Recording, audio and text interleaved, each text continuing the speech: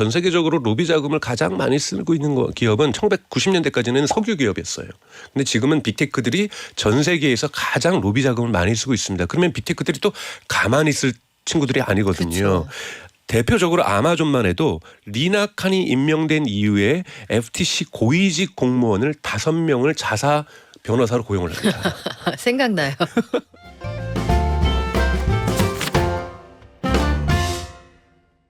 우리나라로 치면 공정거래위원회에 해당할 미국 FTC 연방거래위원회가 아마존을 상대로 소송을 냈습니다. 가격을 조정하는 알고리즘을 써서 부당하게 돈을 많이 벌었다 이런 얘기인데 위원회가 빅테크 대상으로 소송한 게 이번이 처음은 아니거든요. 승률은 그렇게 높진 않은 것 같은데 쟁점이 뭔지 앞으로는 또 어디하고 한판 붙을 것 같은지 미디어스피어 강정수 박사에게 물어보겠습니다. 안녕하세요. 안녕하세요. 자, 미국 연방거래위원회가 아마존이라는 전자상거래 업체 가격 조정 알고리즘 네. 프로젝트 네시를 상대로 소송을 걸었어요. 네. 일단 네시 이게 어떤 거예요? 제가 예를 들면은 고양이 사료를 판매하는 판매자라고 생각을 하죠. 네. 그럼 저는 아마존에도 납품을 하고 뭐 11번가에도 납품하고 쿠팡에 그쵸. 납품을 할 거예요. 근데 제가 아마존에다가 그거를 갖다가 3만 원에 납품을 했어요. 근데 저쪽 그 11번가는 쿠팡에서 조금 더 많이 팔고 싶어가지고 28,000원으로 가격을 낮췄습니다. 그럼 아마존이 그거를 디텍션하는 거예요. 발견하는 거예요. 너 왜 다른 데다가 정수야 너 왜 딴 데다 우리한테는 3만 원 팔면서 딴 데다가 28,000원 팔어? 왜 쟤들한테 싸게 줘? 그럼 넌 너한테 불이익을 줄 거야. 너 앞으로 우리 거에서 추천 안 해줄래? 이렇게 하는 것이 이 넷이라는 알고리즘입니다. 그래서 이 친구가 그러니까 판매자가 아마존 외에서 다른 데에서 어떤 가격을 파는가. 아마존이 가장 저렴해야 되는데 다른 데가 더 저렴하면은 여기에다가 일종의 벌칙을 주는 거예요. 아마존이 좀 수익을 덜 가져갈 생각은 안 해보는 거예요? 그렇죠. 그렇게 되니까 판매가 줄어들 수 있으니까 그렇게 되면 이 사람이 이 벌칙을 받고 나서 깜짝 놀라서 저기 가격을 다 3만 원으로 바꿔버립니다. 그러니까 아마존은 최소한 다른 데에 비해서 가격이 같거나 더 저렴한 것을 계속 유지할 수가 있는 거죠. 그렇게 되면서 실질적으로 공정위에서 보기에는 가격이 하락할 수 있는 것을 막아버렸다. 아마존이 미국에서 시장 지배율이 지금 40%입니다. 이커머스에서 40% 네. 정도 되는데 아마존이 시장의 지배력을 가지고 남용을 한 거다. 사람들이 얼마나 겁이 나겠냐. 거기 40%나 되고 있는 시장 점유율을 갖고 있는 곳에서 판매자 입장에서 볼 때 아마존한테 벌칙을 받는 것이 다른 데서 안 파는 것보다 훨씬 더 손해거든요. 네. 그러다 보니까 사람들이 가격을 아마존이 항상 제일 저렴하게 맞추는 겁니다. 오히려 여기를 올리면 뭐 상품이 올 수도 있고 뭐 잘해줄 수도 있으니까 아마존 가격을 계속해서 낮추려고 하는 경향은 있고 그리고 이것이 결과적으로는 전체에서 가격 경쟁이 치열하게 진행되면서 어떤 데서는 가격이 낮을 수 있거든요. 예를 들면 11번가는 쿠팡이 창립 5주년 기념으로 우리 모든 제품 5% 할인. 세일할 수 있잖아요. 그러면 나도 저 세일 5% 받고 5% 더 뭐 이렇게 하면서 제품이라는 거는 온라인에서 대단히 가격이 되게 중요한 건데 이런 부분을 막았던 것이 바로 이 네스. 그러니까 이거를 사람이 일일이 할 수가 없으니까 컴퓨터 프로그램 알고리즘으로 계속 그러니까 아마존에서만 강정수라는 사람이 물건을 얼마에 파느냐만 관찰하는 것이 아니라 다른 경쟁 업체에서도 얼마나 관찰하고 있는지를 계속 관찰하면서 가격을 조정했던 것. 이것이 바로 이 알고리즘 넷이고 이것이 전체적으로 부당하게 약 10억 달러의 아마존에게 이익을 가져줬다는 것이 FTC의 주장입니다. 야, 10억 불이면은 우리 돈으로 한 1조 4천억 원 정도 될 텐데 그러면은 수익을 극대화하기 위해서 일단 나 말고 다른 쇼핑몰들을 부당하게 감시하고 판매자들에게 불이익을 주고 결과적으로 소비자들의 선택권을 제한했다. 네. 맞는 말인 것 같은데 이게 네시라는 이름도 재밌어요. 이게 네스호의 괴물하고 스펠링이 똑같더라고요. 그 여러분 아시죠? 네스호의 괴물 스코틀랜드에 있는 결국에는 알고리즘 때문에 판매자들이 싸게 내놓지 못하고 소비자들은 비싸게 물건을 사야 한다. FTC는 이렇게 판단을 했는데 아마존의 반격도 있겠죠? 아마존 얘기는 그래요. 보통 주유소들도 그렇게 한다. 봐봐. 주유소 보면은 옆에서 가격을 올리면 같이 올리고 내리면 같이 내리고 항상 경쟁사를 감시하는 거는 모든 기업들이 하는 행위다. 근데 그것을 간편하게 하기 위해서 우리가 파는 물건이 지금 한두 개가 아니라 수십만 개의 물건을 팔다 보니 제품이 수십만 개, 주유소는 하나만 보면 되지만 요즘 몇 개만 보면 되지만 우리는 수십만 개 제품을 봐야 되니 그리고 경쟁사들도 많고 이거를 자동화했을 뿐이다. 그리고 하도 문제가 되니까 더 이상 자동화를 하지 않는다.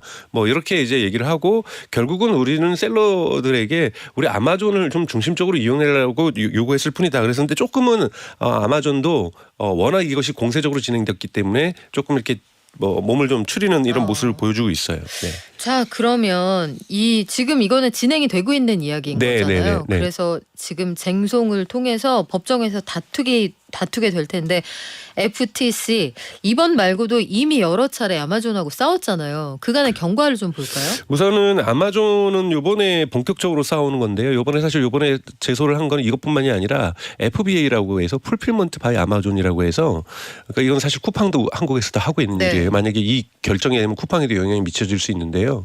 제가 예를 들자면 흔히 말하는 서드파티 즉 아마존의 MD가 물건을 구매해가지고 판매하는 것이 아니라 제가 아마존이라는 플랫폼에 들어가 있어요. 그러면은 창고도 제가 대체하는 거고 제가 해야 되는 거고 배송도 제가 해야 되는 거거든요. 아마존이 손들면서 얘기한 거예요. 왜 창고하고 배송을 너가 해 힘들지 않아? 형이 해줄게. 규모의 경제가 안 되잖아. 형이 해줄게. 네. 형 창고 좀 비었어. 여기 창고에다가 이용을 해주면 장점이 있어. 너의 상품 옆에다가 그걸 표시해줄게. 그러면 이것도 배송이 빨라. 로켓 배송이 되는 거야. 그러니 이 사람 입장에서는 당신의 제품이 우리 창고를 쓰게 되면 이익이 있는 게 뭐냐면 창고 비용도 다른 데보다 좀 저렴해요. 창고 비용도 저렴하지만 배송도 빨라져서 소비자들도 좋고 당신도 좋고 당신도 마치 아마존 물건처럼 팔리니까 이래서 서로가 윈윈하는 거다고 해서 FBA를 하게 되는데 이것이 이제 부당하게 그거를 서비스를 또 안 쓰면은 광고나 이런 거에 좀 노출의 혜택이 좀 줄어듭니다. 그럼 그러니까 FTC가 보는 건 이유는 뭐냐면 오케이 너네 서비스를 제공해 주는 건 좋았는데 왜 그걸 이용하지 않으면 불이익을 주느냐. 이거는 부당하다. 강압적으로 하는 거다. 그랬더니 이제 미국 이번에 이제 하자마자 미국 언론에서 나온 거는 아마존에서 물건을 파는 사람들의 또 연맹들이 있을 거 아니에요. 그쪽에서는 그래도 FBA는 나쁘진 않았어. 딴 데는 예를 들면 그렇게 하려면은 뭐 평균 가격이 12달러라면 아마존은 7.5달러이기 때문에 우리는 나쁘지는 않아. 그런데도 불구하고 FTC는 그럼에도 불구하고 불이익을 주는 것은 잘못된 거다. 차별하면 안 된다. 차별하면 안 된다. 이렇게 해서 지금 제소가 걸려 있고요.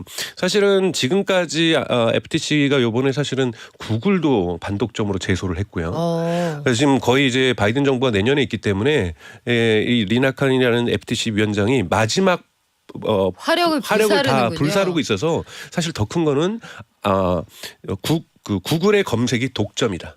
만약에 구글의 검색이 독점이라 그러면은 회사를 분할해야 됩니다. 최소한 유튜브하고 구글은 다른 회사가 돼야 돼요. 그러니까 이건 미국의 과거에 이제 80년대 AT&T를 갖다가 엄청 큰 이슈네요. 쪼갰잖아요. 네. 그렇기 때문에 구글을 검색을 독점으로 걸었기 때문에 검색이 독점이면 판정이 날 경우에는 구글은 회사를 분할해야만 하는 이런 엄청난 지금 이게 걸려 있고요.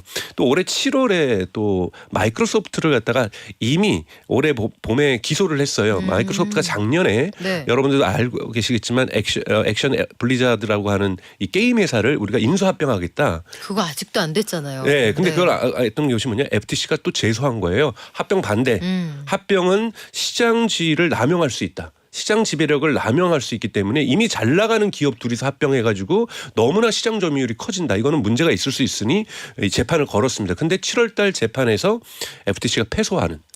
그래서 법원에서는 아니 합병 괜찮아라고 얘기를 했습니다. 네. 자, 근데 일단 합병을 못 나가는 기업끼리 하진 않겠죠. 네, 근데 이제 또 항소를 했기 때문에 아직까지 최종 결정을 났다고 볼 수는 없습니다. 이쯤 되면은 이제 미국 재계에서 FTC 위원장 리나 칸을 정말 너무 무섭다. 저승사자다라고 할 만할 것 같아요. 별명이 아마존 킬러다. 근데 아마존하고만 싸우는 건 아니고 거의 싸움닭인데 32살 최연소 위원장으로 발탁이 될 때부터 화제를 몰고 다녔어요. 어떤 사람입니까? 정말 대단한 입지전적인 사람이에요. 그러니까 왜냐하면 30줄에 미국에서 우리식으로는 공정거래위원장이 됐다는 것만으로도 너무나 대단하고 기업 경험도 없고 변호사 경험도 없고 예일대학에서 법대를 나와서 지금 교수를 하고 있는 이 정도 수준밖에는 이제 막 교수가 된 그리고 이분이 89년생입니다. 이분은 지금 변호사도 아닌 거죠? 네, 아닙니다. 그러니까 1989년생이고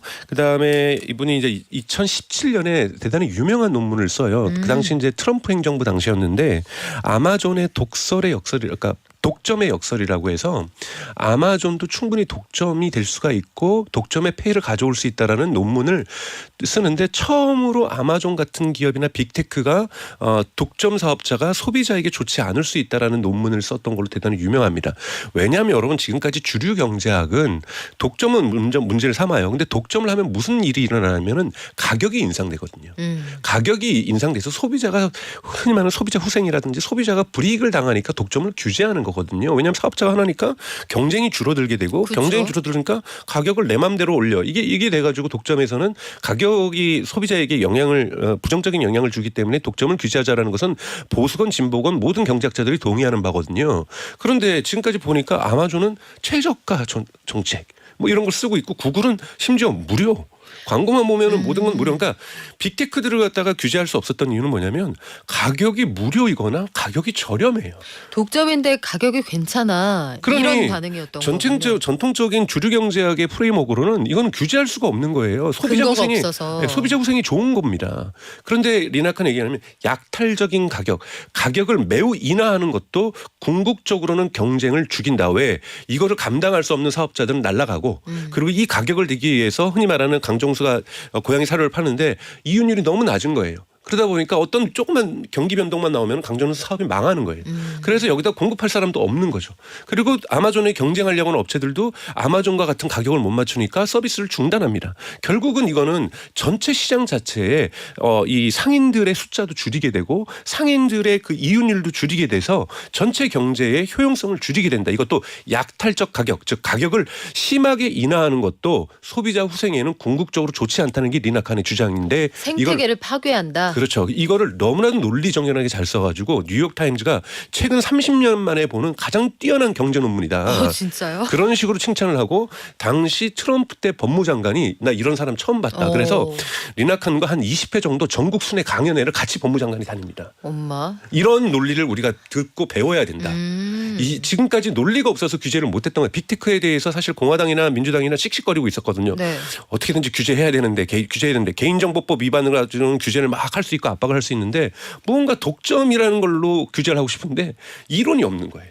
근데 리나칸이 그 이론을 만들어낸 거죠. 얼마나 가려운 데를 확 긁어줬겠어요. 아마존은 거품을 물었어요. 처음에 리나칸이 공정거래위원회 위원장 되자마자 아마존과 연관 있는 아마존과 관련된 논문 쓴 사람을 거기다 앉혀서는 안 된다.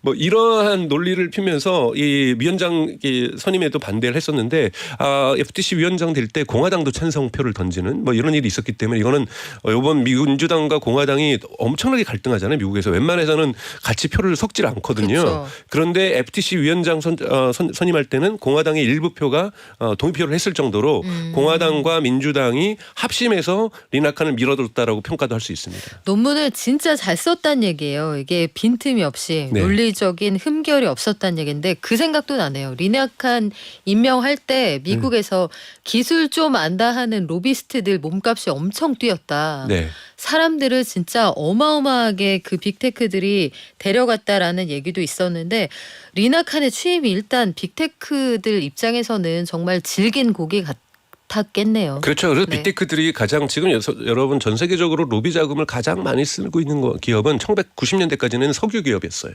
근데 지금은 빅테크들이 전 세계에서 가장 로비 자금을 많이 쓰고 있습니다. 그러면 빅테크들이 또 가만히 있을 친구들이 아니거든요. 그렇죠. 대표적으로 아마존만 해도 리나칸이 임명된 이후에 FTC 고위직 공무원을 5명을 자사 변호사로 고용을 합니다.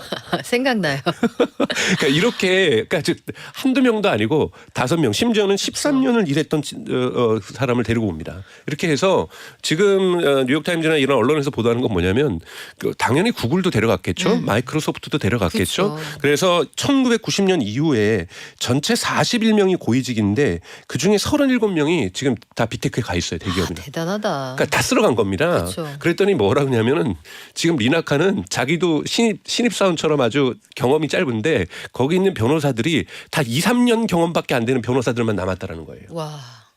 그러니까 경험 있는 경륜이 있는 사람들을 다 데려가서 FTC의 실무진들이 완전히 무력화됐다. 이것이 빅테크가 한 행동들이거든요. 근데 여기에는 불법은 없어요. 미국은 우리나라도 사실은 공정거래위원회 그만두고 나서는 큰 로펌들 대형 로펌들 많이 가시잖아요. 그렇죠. 네. 성씨 2개 나오는 그쪽으로 많이 가죠. 네, 그쪽으로 많이 가는 것처럼 이렇게 가는 것이 지금 현재는 불법화가 되어 있지 않아요. 근데 FTC는 하나 더 뜹니다. 기업에서 일했던 사람이 우리 주관하는 공정거래위원회를 잘 가요. 그러니까 이미 과거에 제가 구글에서 일했고 그다음에 또는 뭐 제약회사에서 특히 제약회사 같은 데서 일했다가 공정거래위원회 갔다가 다시 제약회사 가고 이런 사람들이 너무 비일비재한 것이 지금 사실은 문제가 되고 있다라는 거고 되고요. 또 기업들이 가만히 있지 않았어요. 한 언론에서 조사를 했는데 월스트리트 저널은 대단히 유명한 경제지지 그렇죠. 않습니까? 그 보도 부분은 되게 팩트 중심으로 전달을 하고 되게 비판적이고 하지만 이 오피니언란이라고 하는 오피니언을 한국어로 뭐라고 번역해야 될지는 모르겠어요. 사설도 아닌 것이 우리도 오피니언란이에요. 네, 오피니언에 리나칸이 임명된 이후에 리나칸을 비판하는 오피니언이 지금까지 67개 실렸어요. 아. 그러니까 대대적으로 공세하는 거예요. 리나칸 잘못 뽑았다. 마음을 잘못하고 단단히 있다. 먹었네요. 네. 왜냐하면 네. 자기 기업이 지금 쪼개지게 생겼고 반독점 규제를 받는다는 건 미국에서는 반독점 규제는 미국 기업들도 무서워합니다. 그렇죠. 여러분들 사례가 있으니까. 네, 사례가 있었죠. 옛날에 록펠러 이 석유 기업도 막 쪼개고 AT&T라는 통신사도 쪼개고 진짜로 기업을 분할해 보거든요. 그리고 AT&T를 쪼갰던 것은 미국의 레이건 땅의 공화당이에요. 그러니까 이런 거는 공화당이나 민주당을 가리지 않는. 그러니까 미국의 기업들은 반독점 법에는 벌벌벌 떱니다. 벌벌벌 떠는데 거기 리나칸이 간 거예요. 그러니 여론도 파상 공세를 했고 안 되겠다. 실무진들을 다 빼오자. 리나칸에서 밑에 있어 일하는 사람들을 다 빼오는. 조직을 무력화하자. 심지어는 또 문제가 있었어요. 마이크로소프트가 이번에 그 합병하는 것도 이제 FTC가 패소했고 마이크로소프트가 이겼는데요. 담당 변호사의 아들이 마이크로소프트 직원이에요. 뭐 이런 식으로 연관이 됐다든지. 아이고. 그러니까 지금 미국 사회에서 사람들이 이거는 반독점을 규제를 못한다 이렇게 되면 리나칸 겨우 뽑아놓은 게 뭐냐. 지금까지 FTC 위원들이 다들 기업들과의 어떻게든지 이해관계 충돌이 있어가지고 뭔가 정말 정의의 칼을 들 사람이 필요했는데 그래서 리나칸 뽑아놨는데 주변 사람들을 이렇게 쏙 빼가면 기업들 그래서 근본적인 제도를 바꾸지 않는 이상 반독점 규제가 빅테크의 규제가 어렵지 않겠느냐. 그래서 저는 사실상 바이든 행정부에서 리나칸이라고 하는 정말 히든 카드를 멋지게 꺼냈지만 현재의 미국 공무원 구조 속에서 미국 구조 공무원과 기업들 간의 이런 공생관계 속에서 기업의 규제는 쉽지 않을 거라고 생각합니다. 그렇다면 여기까지 듣고 나니까 왜 줄줄이 리나칸 그러니까 FTC가 패소하는지 이해가 되네요. 그럼요.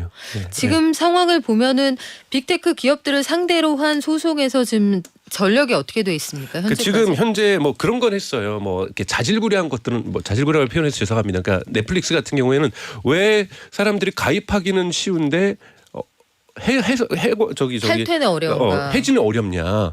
해지도 아주 큰 글씨로 쉽게 그리고 해지하고 나서 한 번 누르면 진짜 해지할 거예요? 꼭 해지할 거예요? 뭐 이런 식으로 몇 단계로 물어보는 거 없애라. 해지하겠다라면 소비자의 의지가 해지다. 귀찮게 그냥 하지 말아라. 귀찮게 하지 말고 바로 해지하게 해라. 그거는 그래서 고쳤습니다.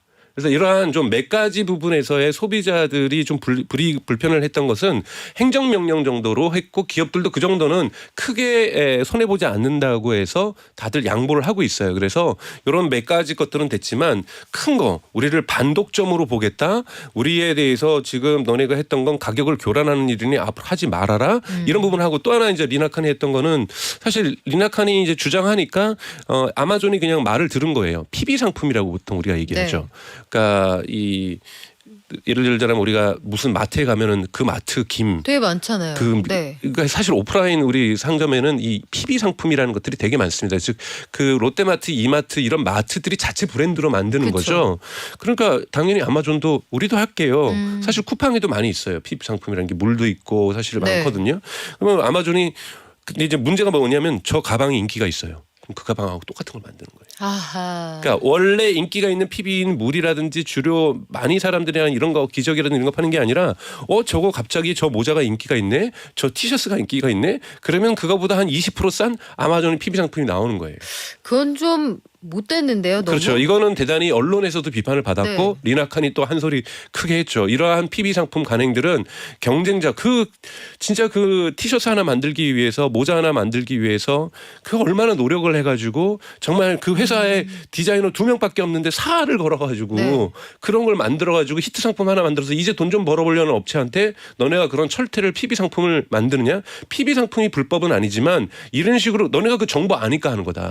사람들이 지금 막 사고 있다는 거 알고 있고 그걸 홀랑. 갑자기 몰리고 있다는 너희가 데이터를 다 알고 있으니까 이렇게 하는 거니 이런 식으로 PB 상품 만드는 건 안 된다고 얘기했더니 자진해서 아마존 대표가 앞으로 PB 안 만들게요라고 자, 뭐 그러면 얘기를 지금까지 양측의 공방이 그렇게 흘러가고 있다. 저는 전선을 지나치게 다양하게 확대한 게 이쪽 전략의 패인인 것 같기도 한데 앞으로는 어떻게 되겠습니까? 그러니까 우선은 이게 시대적인 흐름이 바뀌는 거거든요. 시대적인 흐름이 그러니까 80년대 이후부터 사실은 레이건 정부가 얘기했던 어떠한 기업하기 좋은 나라 뭐 이런 부분들의 흐름들이 있었다라면 네. 빅테크에 대해서 규제하겠다라는 것이 의지만이 아니라 이렇게 리나칸과 같은 법적인 틀. 리나칸의 이 논문은 리나칸이 이번에 실패하더라도 남습니다. 그러니까 이 새로운 패러다임이 계속해서 빅테크를 옥죄할 거라고 저는 생각합니다. 이번에 실패하더라도요. 그래요. 이번에 안 돼도 앞으로 계속 목에 가시 같은 일들이 벌어질 것이다. 빅테크의 반격도 어떻게 될지 저희가 현장에서 생생하게 전해드릴게요. 지금까지 미디어스피어 강정수 박사였습니다. 고맙습니다. 고맙습니다.